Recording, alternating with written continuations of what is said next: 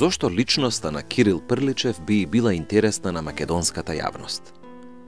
Не само затоа што животот на Кирил Прличев бил целиот посветен на Македонија и на македонската кауза, не само затоа што 36 години од својот живот тој ги дал на македонската револуционерна организација, но и затоа што се работи за синот на таков великан каков што е Григор Прличев, авторот на поемата Сердарот. Кирил Прличев е роден на 1 март 1875 година во Охрид, во фамилијата на Григор Прличев и Анастасија Узунова. Таткото, Григор Прличев, се занимавал со учителска дејност од 1862 година. Учителствувал во Охрид, во Струга, во Габрово, во Битола, како и во Солунската машка гимназија. Мајката Анастасија Узунова е ќерка на Димитар Узунов, близок соработник на Григор Прличев. Димитар Узунов, исто како и Григор Прличев, некое време бил учител во Охрид, во Кукуш и во Струга, во Битола и во Куманово. Заедно со Димитар Македонски, тој во 1867 година издал буквар за употреба во македонските училишта. Браќата на Анастасија Узунова, Христо, Андон и Ангел Узунови, се познати дејци на македонското револуционерно движење. Тоа значи дека Кирил Прличев пораснал во посебна средина. Григор Прличев имал голем придонес во градењето на личноста на синот, помагајќи во неговото образование и неговата книжевна дејност. Например, под притисок на татко му, Кирил Прличев го научил грчкиот јазик. Кирил Прличев го доживувал својот татко како строг, но грижлив. Неговиот татко бил доволно стар кога се родил Кирил. Кирил беше палово дете, а таткото беше строг, но многу грижлив. И потоа го памти Кирил Прличев. Во неговите спомени за татко му баш ги потенцира тие две особини, строгоста и грижливоста. Но и благодарноста на својот татко за тоа што неговиот татко инсистирал тој да го научи грчкиот јазик, кој во 1913 година фактички го спаси неговиот живот. Тој го загубил татка си на 18 годишна возраст, пред матурирањето. Од спомените на Кирил Прличев за неговото детство следува дека тој бил палаво дете кое најмногу сакало игри со барут и битки со камења. Гимназистот Кирил Прличев учел во Солунската бугарска машка гимназија, имал потреба да го повтори третиот клас, не поради тоа што бил слаб ученик, но поради тоа што бил слаб физички. Проблемите со здравието го следеле во текот на целиот живот и му пречеле. Мака мачел со математиката, но обожувал литература, историја и француски јазик. Получава образованието си в Солунската гимназија, којато е университета на Македонија. Всички известни учени, револуционери, најначетените хора в Македонија, те завршват Солунската гимназија. Кирил Прличев е един од тех. Тој е и преподавател в Солунската гимназија и ученик. И е ученик също и на баща си Григор. Като ученик и дете, той съвсем естествено е притежавал качества на човек, който е желал да опознае света. От малък се, както баща си е заучавал чужди езици, имам предвид и френски, и италиански, и немски, като турския и гръцкия не ги включвам, тъй като повечето от начетените хора в Македония задължително се трябвало да познават двата езика, за да имат общуване с турската управа. Во гимназијата Кирил Прличев со своите пријатели Страхил Дочков, Спас Шумков и Крум Спасов Прокопов создале просветен кружок, во кој се занимавале со читање, коментирање и преведување на творби од руските писатели Лермонтов, Гоголј, Пушкин, Белински, Чернишевски и други. Така, под влијание на руската прогресивна литература, се формирала свеста на револуционерот. Нито фамилија, семејство немала таква улога во формирањето на личноста, колку имала литература и тоа руска литература. Самиот Кирил Перличев признава дека сите неговите идеали беа формирани под влијание на Чернишевски и Тургенев. Таа идеализација на образ на революционер завладе со умот на Кирил Перличев. Тој стана идеалист, романтик, кој би сакал да се посвети комплетно на революционерната борба и славно да загине за своите идеали.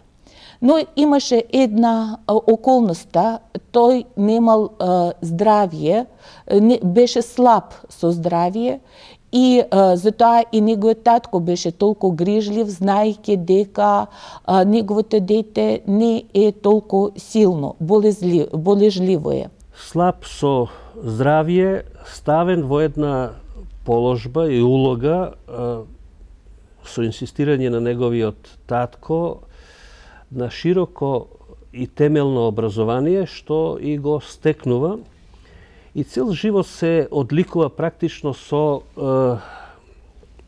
внимателност во завземањето ставови, кои што обично ги завзема после една добра анализа на состојбите, во една целосна преданост, така да се каже, на македонското дело. Идеалот на младиот Кирил Прличев станал подвигот на Прометеј. Бујноста на Кирил Прличев и неговиот младешки идеализам се споиле во една единствена желба – да почне самопожртвувана борба за слобода на својот народ. Тој не сакал да чека и кога дознал дека во Бугарија се подготвува нешто, веднаш се нашол таму. А во Бугарија се случувало следното. Жестокото задушување во 1894 година на арменското востание го актуализирало пред европските држави така нареченото арменско прашање. Тогаш Трајко Китанчев и неговите истомисленици, поттикнати од случувањата, излегле со иницијатива за свикување општ македонски собир во Бугарија со цел да се обмислат насоки и средства за спроведување на точката 23 од Берлинскиот договор, а со други зборови постигнување автономија за Македонија. Трајко Китанчев сметал дека најнапред треба да се надминат софиските кавги и да се обедини македонската емиграција. Поради тоа, по негова иницијатива, на свиканиот во 1895 година Македонски собир бил формиран Македонскиот комитет, кој повеќе е познат како ВМОК. Македонскиот комитет одлучил преку четничките акции да предизвика востание во Македонија и на тој начин да го постави пред големите сили прашањето за неопходноста од спроведување на реформите во Европска Турција во духот на точките 23 и 62 од Берлинскиот договор. Целата акција била повторно по иницијатива и под раководство на Трајко Китанчев. Во 1895 година Кирил Прличев се приклучил кон така наречената серска дружина на чело со Стоју Војвода, дедо Стоју Костов од Скрижово. Во дружината од 200 души бил и Јане Сандански. Четата на дедо Стоју незабележително стигнала до големото помачко село Доспат. Спротивно на инструкциите на Македонскиот комитет, селото било нападнато, опожарено и 40 негови жители биле убиени, а богатите ограбени. Дедо Стоју со 16 души продолжил кон Серско за да киднапира богат турски чифликчија, а другите се вратиле во Бугарија. По толку засрамувачката акција, Кирил Прличев доживеал едно од најголемите разочарувања во неговиот живот. Неговиот младешки идеализам се судрил со реалноста. Тој се радувал дека неговите другари не успеале да дојдат во Бугарија. Самиот Трајко Китанчев тешко го поднесол неуспехот на четничката акција и во август 1895 година подлегнал на последиците на инфаркт. Треба да се одбележи дека уште за време на подготовката на четата, Кирил Прличев обрнал внимание на разликите во менталитетот на професионалните четници и на интелигентните четници кои се приклучиле кон четата. Според Кирил Прличев, професионалните четници не го криеле нивниот идеал, или ќе се збогатат, или ќе загинат, додека пак интелигентните четници сакале да ги посветат нивните животи на светото дело – ослободување на Македонија. Кога тој се приклучи кон четничката акција и тогаш разбира дека има војводи за кое што не тоа светло народно дело е основната идеја, а основната им идеја е преживување. Фактички со плячкање они живувале. Судество реалноста не го лишава од идеали, но сепак тој сега тргнува во барање на својот идеал, да најде некого на кого тој би можел да помага во реализирање на идеја за ослободување на Македонија. Истото мислење подоцна го изразил Панчо Михајлов во своето писмо до Ангел Узунов. Со вашиот такт, вие сте успеале да ги ограничите влијанијата на некои наши другари, кои во комитските работи гледаат занает, а не творештво и идеја. Ако е сладко да се загине за една идеја, каква што е нашата, не помалку е сладко да се живее за неа, посветувајќи и време, сили и најголем дел од своето срце. Вие сте во фалангата на овие луѓе кои беа дале се за победа на проповеданата идеја. Имено, Кирил Прличев сакал да припаѓа, според зборовите на Панчо Михајлов, кон фалангата на такви луѓе кои би дале се за победа на проповеданата идеја. По неговата четничка авантура, Кирил Прличев дошол до убедување од неопходноста за претходна подготовка на револуција во Македонија и за разбирање на големото значење на самостојноста на македонското движење. Во 1895 Кирил Прличев добил известување од бугарската екзархија дека неговото барање за учителско место е одобрено. Тој бил назначен за учител во Воден. По пат за Воден тој се задржал во Солун. Таму Кирил Прличев, според сопствените зборови, поминал обредно крштевање во револуција од најголемите нејзини свештенослужители Дамјан Груев и Гоце Делчев. Дамјан Груев му дал инструкции на Кирил Прличев и тој тргнал за Воден, со цел да ја прошири таму организацијата и да ја зајакне. Кирил Прличев најсовесно ја исполнил својата задача. Имал голем придонес во засилувањето на организацијата во Воден и Воденско. Во 1896 на Солунскиот конгрес Кирил Прличев бил представник на Воденскиот револуционерен реон. Во Воден Кирил Прличев одбележал еден интересен факт, дека организацијата ги обединувала и екзархистите и патриаршистите, бидејќи тие имале единствена задача – борба против Османлиската империја. Во 1898, за време на школскиот распуст, кој Кирил Прличев го поминувал во Охрид, тој бил уапсен. Причина за тоа било убиството на Димитар Грданов, поради тоа што отворил српско училиште во својот дом. За да решат кому ќе му падне извршувањето на атентатот врз Димитар Грданов, Кирил Прличев, Методиј Патчев и Христо Узунов влечеле жрепка. Жрепката му паднала на Методиј Патчев. Тој, помогнат од Кирил Прличев и од Христо Узунов, го извршил атентатот на 5 август 1898. По 9 месеци затвор, со судско решение, Кирил Прличев и Христо Узунов биле ослободени. Но и двајцата од официјалните власти на Османлиската империја веќе се сметале за несигурни. Во 1901 година Кирил Прличев без никакво објаснување бил отпуштен од екзархијата. Организацијата му помогнала да најде учителска должност во Прилеп, но османлиските власти, земајќи ја предвид веројатно неговата претходна дејност, не му ја потврдиле дипломата. Така Кирил Прличев бил принуден да замине за Софија. Како и повеќето екзархисти од генерацијата на Кирил Прличев, и тој имал двојна самосвест.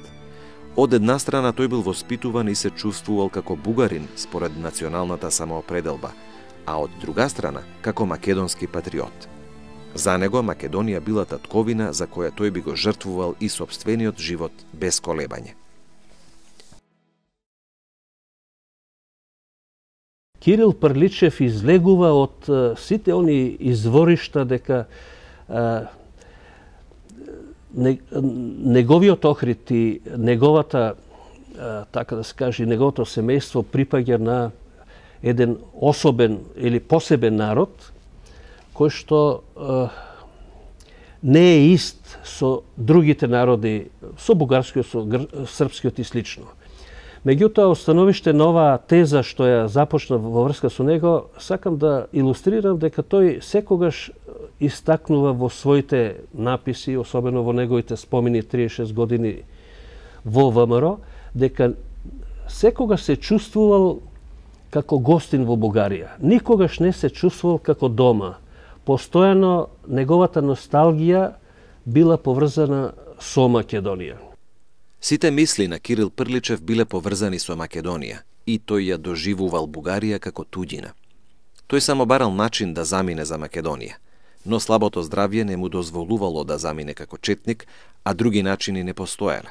Желбата да и биде од полза на својата татковина, Кирил Прличев ја реализирал преку соработката со задграничните представници на организацијата Христо Татарчев и Христо Матов, кои дошле во Софија во ноември 1902 година.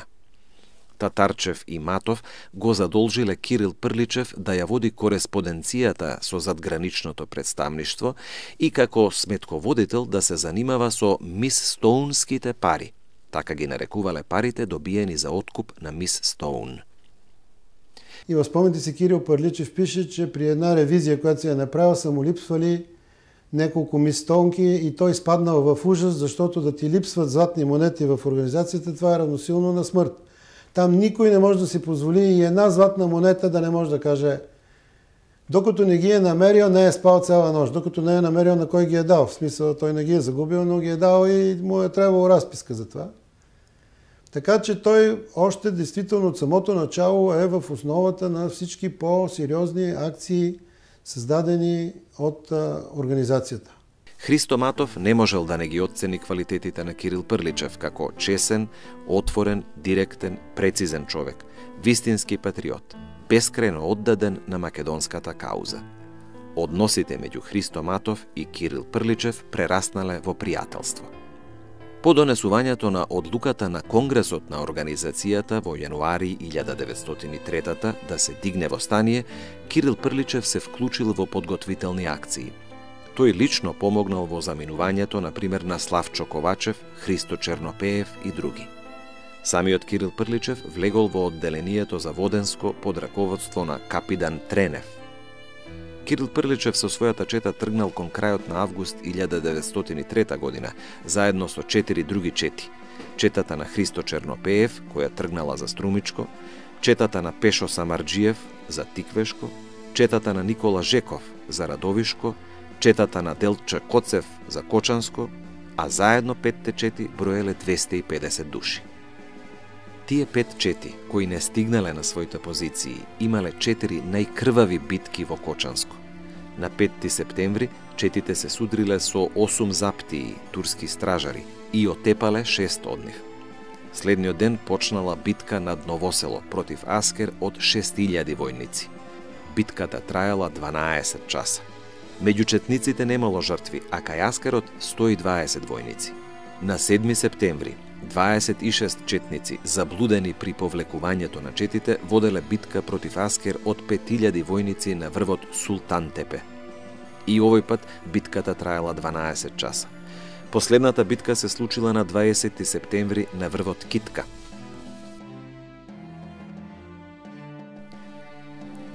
Во судирот со Аскерот од 4000 војници загинале 40 четници и 65 војници Аскер. Потоа четите се повлекле. Во периодот од 1904 до 1905 Кирил Прличев му помагал на Христо Матов.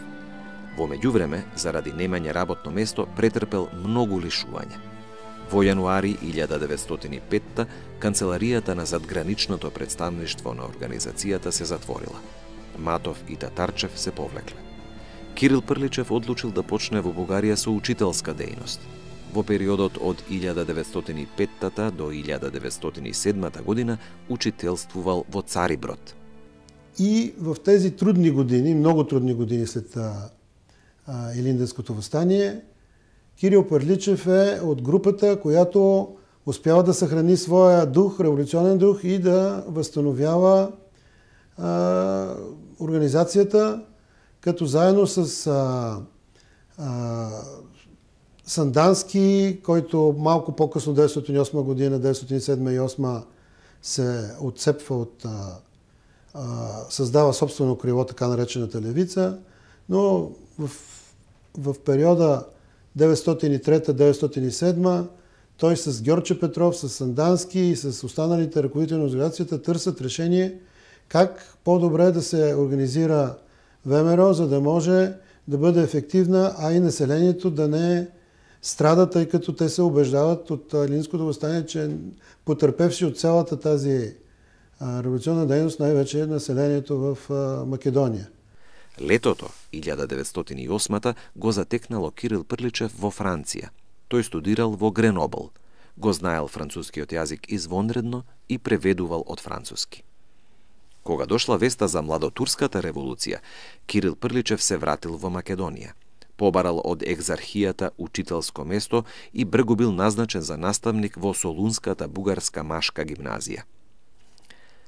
По младотурската револуција учествувал во формирањето на Сојузот на бугарските конституциони уставни клубови во септември 1908 година. Станал секретар на Сојузот на бугарските конституциони уставни клубови кои се залагале за фактичка автономија на Македонија. Истовремено, заедно со Георги Баждаров, со Наумов, со Разбойников и Симеонов, почнал да го издава списанието Искра. Потоа истата група го издавала и вестникот Бугарин. В Българија се създават възможност за легално движение на македонските емигранти. Те се опитват да създадат същото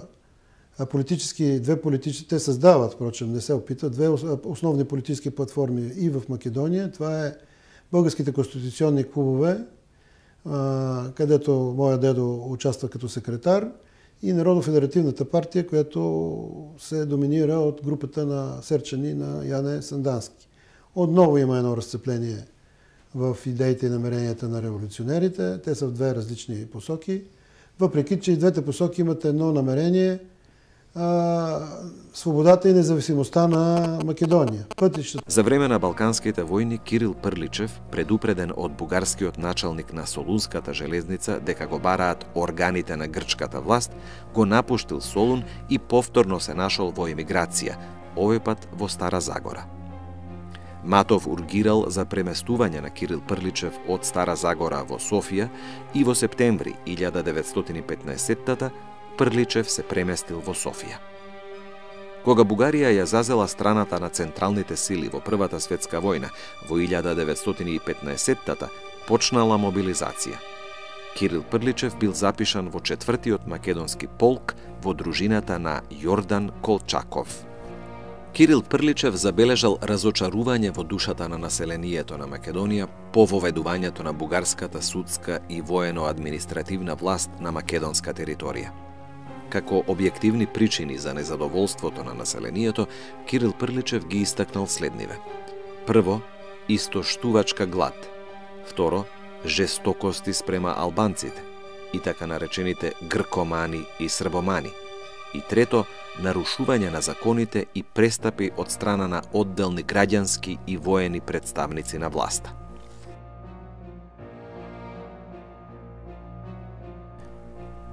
Приврзаноста на Кирил Прличев кон својата земја и неговата честност не му дозволувале да премолчува. Тој напишал неколку статии предупредувајќи за можни последици на такво однесување на бугарските власти. Кирил Прличев мислел, иако знаел за цензурата, да ги објави во вестникот Родина, чиј редактор бил Баждаров. Матов, кој бил начело на културно-националното биро во Скопје, не дозволил тие статии да бидат публикувани. Во своите спомени, Кирил Прличев, зборувајќи за овој факт, сепак не сакал читателите да добијат лош впечаток за Христо Матов.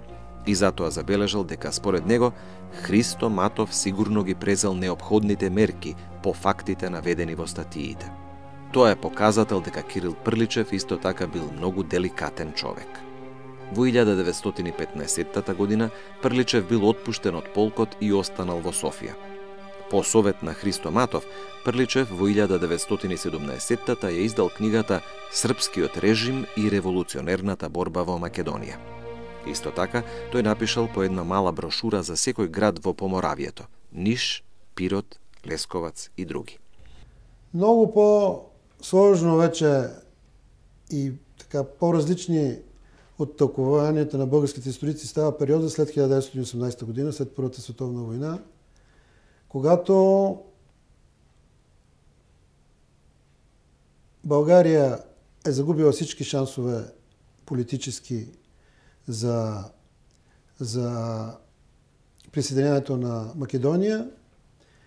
Војводите разбират, че този исторически период е безвъзвратно отминал и търсят ново политическо решение. Тогава те стигат до убеждението, че трябва да се работи за единна независима Македония в нейните етнографски граници. От тук нататък бих казал започва сериозната трагедия за Македония, тъй като и за ВМРО. По востановувањето на Централниот комитет на ВМРО во 1919-тата, Тодор Александров и Александар Протоѓеров им предале на Кирил Прличев и на Баждаров дел од функциите на задграничното представништво. Така започнал најважниот период во смисла на служење на македонската кауза во животот на Кирил Прличев. Тој станал доверливо лице, десна рака на Тодор Александров. Треба да се потцрта дека Кирил Прличев не служил на личност, туку само на делото. Во овој случај било совпаѓање. Организацијата за Тодор Александров била се. И Тодор Александров е безкрајно чесен, отворен, значи има особини кои што најмногу одговарат на идеалниот образ на херојот создаден од Кирил Прличев.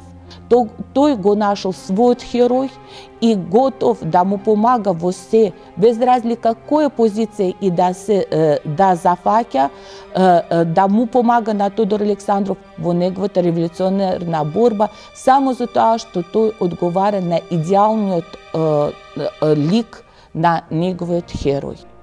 Во периодот од 1919 до 1924 не било можно разграничување на организацијата и на Тодор Александров. Односот кон Александров на неговите истомисленици го изразил Ангел Узунов. Како и секој човек, и тој имаше своји грешки, но неговата безгранична љубов и посветеност кон делото, неговата честност, несебичност, самооткажувањето, чистиот патриотизам, доследноста ги бришеа сите грешки што ги беше направил.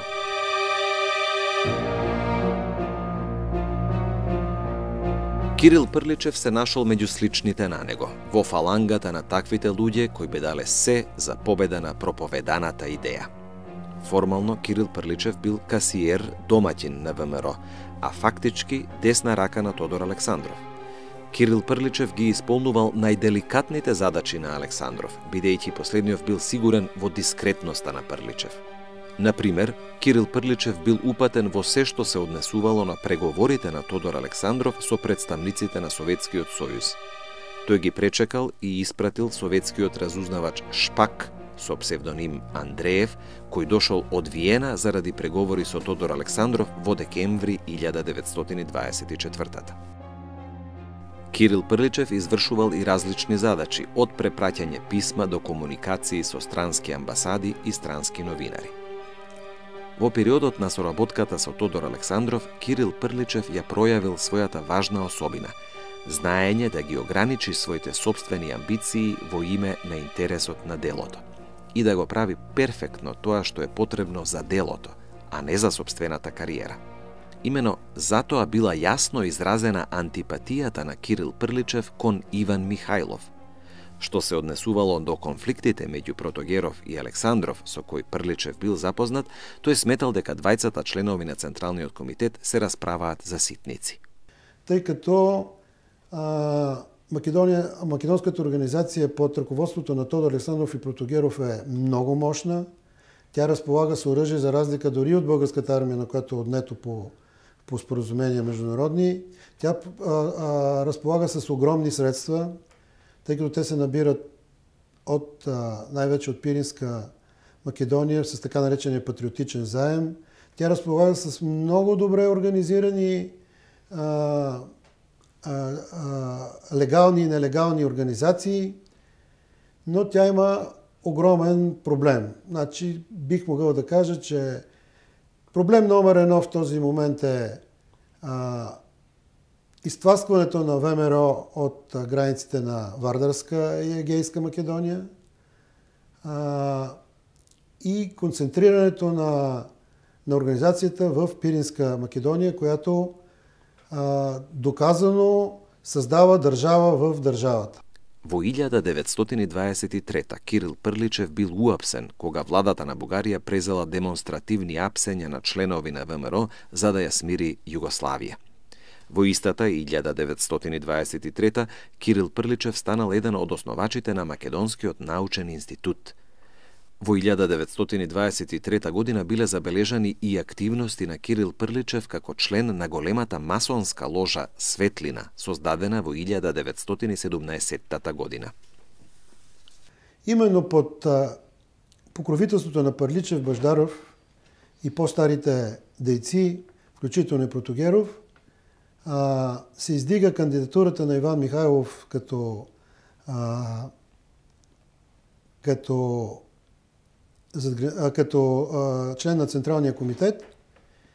И това е една грешка, която старите дейци допускат, тъй като в негови очи те са виждали един много енергичен човек.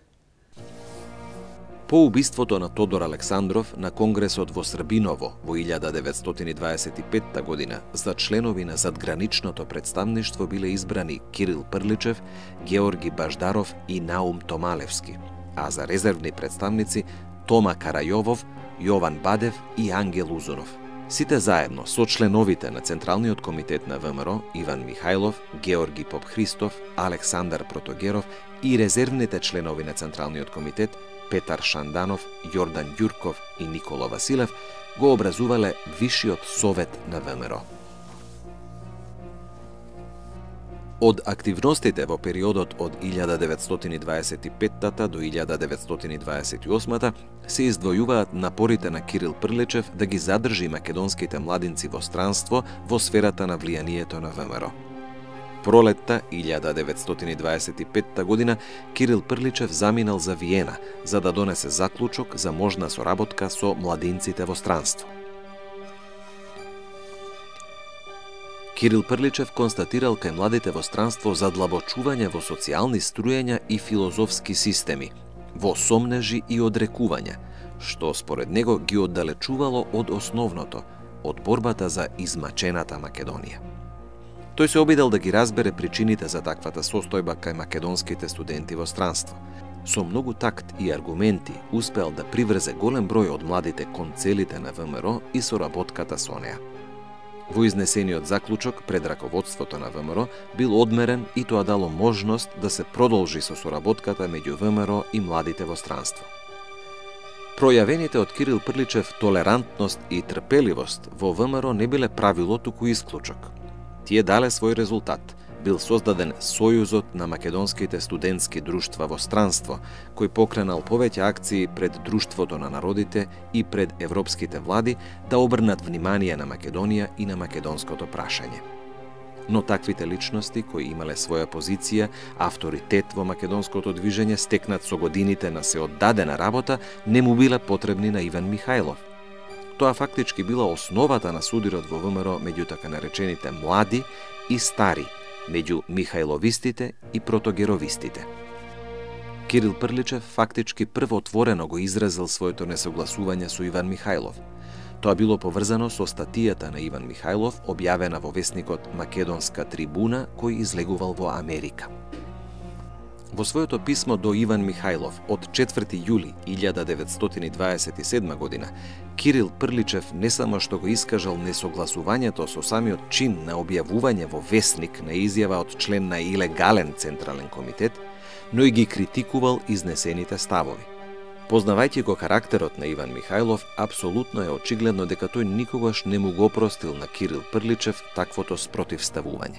После смртта на Тодор Александров, веќе Ванчо Михајлов не го задоволувал идеалот и затоа Кирил Пирличев се наоѓа на спротивната страна, но во судирите тој е поштеден заради татко му, заради името на татко му од Ванчо Михајлов, но треба да се тргне од револуционерната борба.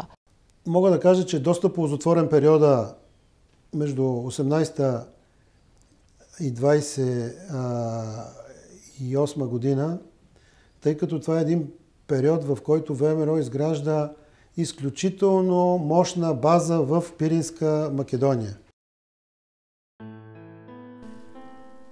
На почетокот на 1928 година започнале преговори за свикување нов општ конгрес на ВМРО, бидејќи мандатот на Централниот комитет и на задграничното представништво истекувал во февруари 1928. Во март истата година се одржале ред тајни средби на членовите на Централниот комитет, на задграничното представништво и на нивните резервни членови. Иван Михајлов настапил со два предлога. Првиот да се намали бројот на делегатите на идниот конгрес. Вториот предлог се однесувал на укинувањето на таквата институција на ВМРО како задгранично представништво. Тоа довело до отворено спротивставување на членовите на задграничното представништво со Иван Михајлов. Преговорите биле прекинати, а свикувањето на конгресот одложено. Членовите на задграничното представништво, меѓу кои били Кирил Прличев и други противници на Иван Михајлов, се обидувале да го привлечат Иван Михајлов кон преземање одговорност за низа пресуди издадени од него без знаење на членовите на Централниот комитет, како и за претворањето на ВМРО во орудие на бугарските власти, а особено на Иван Вилков и на Андреј Љапчев. Иван Михајлов, од своја страна, своите противници ги означил како протогеровисти, тоест како приврзаници на Александар Протогеров, кого го обвинил за убиство на Тодор Александров.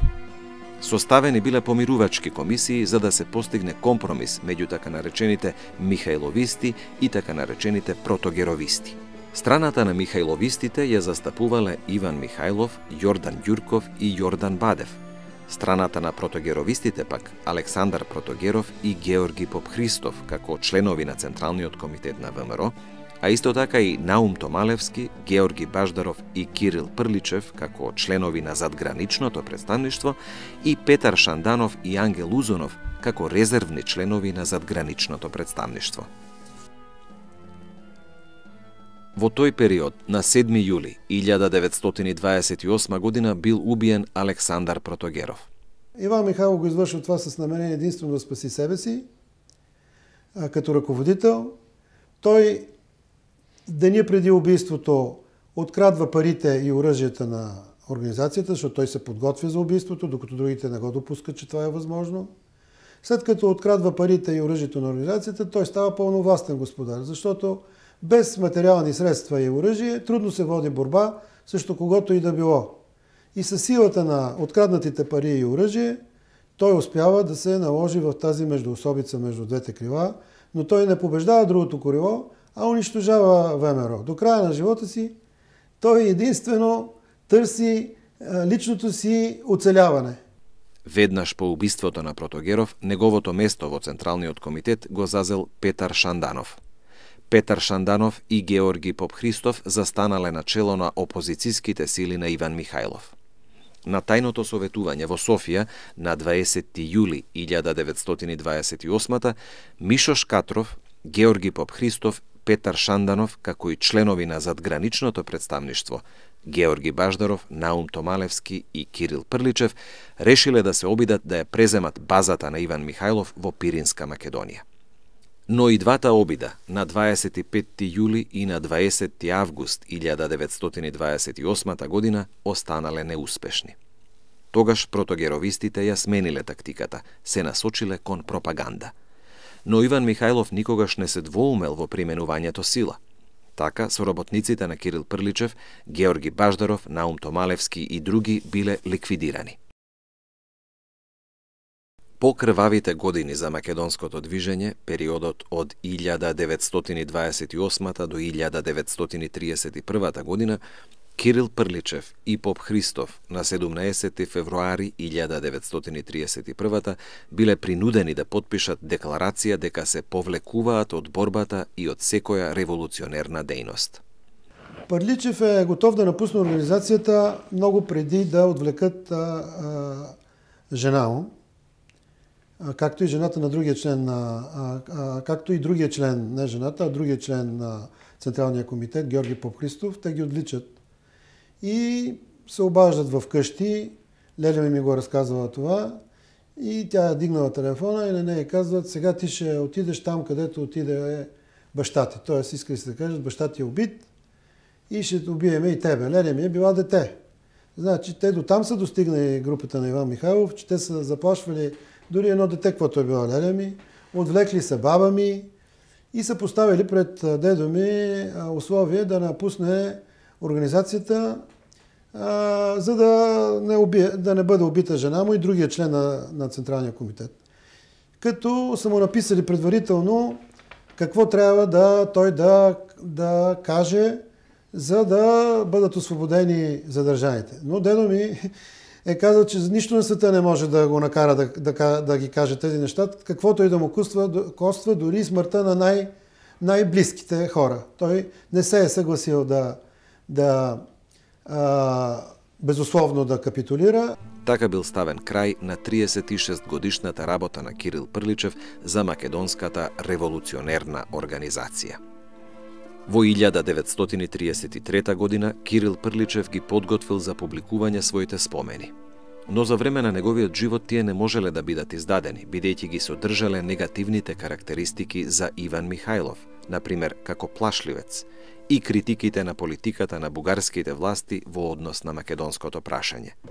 Спомените на Кирил Прличев се објавени дури во 1999 од неговиот внук, кој го носи неговото име, Кирил. 36 години во ВМРО, Софија, 1999. По неговото повлекување од револуционерната дејност, Кирил Прличев од 1935 година ја извршувал должноста директор на Институтот за слепи во Бугарија.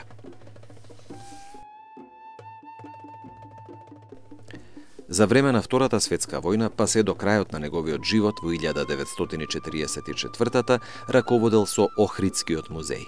Тој помогнал во организирањето на археолошките ископувања под раководство на професор Димче Коцо, за време на кој во 1943 биле откриени темелите на Климентовата црква и громницата на Свети Климент Охридски.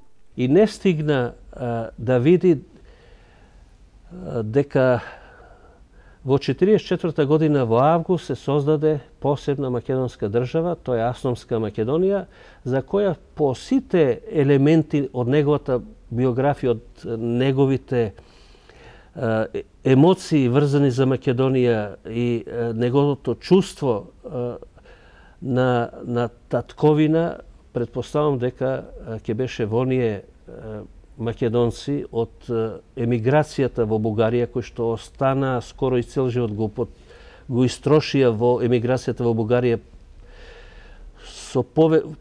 ставени во многу премрежја меѓу бугарските власти и македонското дело, сепак сметам дека Кирил Прличев веројатно ќе беше приврзеник на новата македонска држава, ќе го препознаеше изворниот дух на Гоцевата ВМРО, на почетните цели и идеали на таа стара ВМРО, на која што и тој припаѓаше, уште речи се од неговите почетоци и учествуваше во сите премрежија на старата, но и на поновите варијанти на внатрешната македонска револуционерна организација.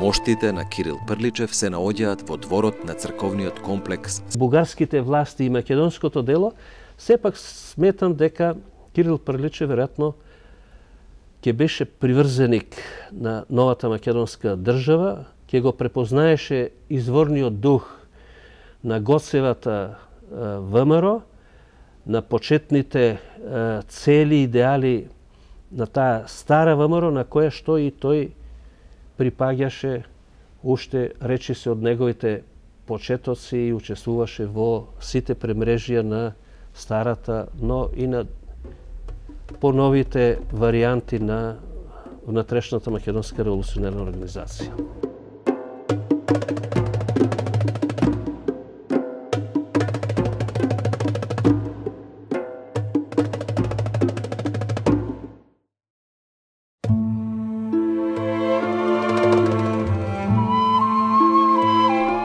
Моштите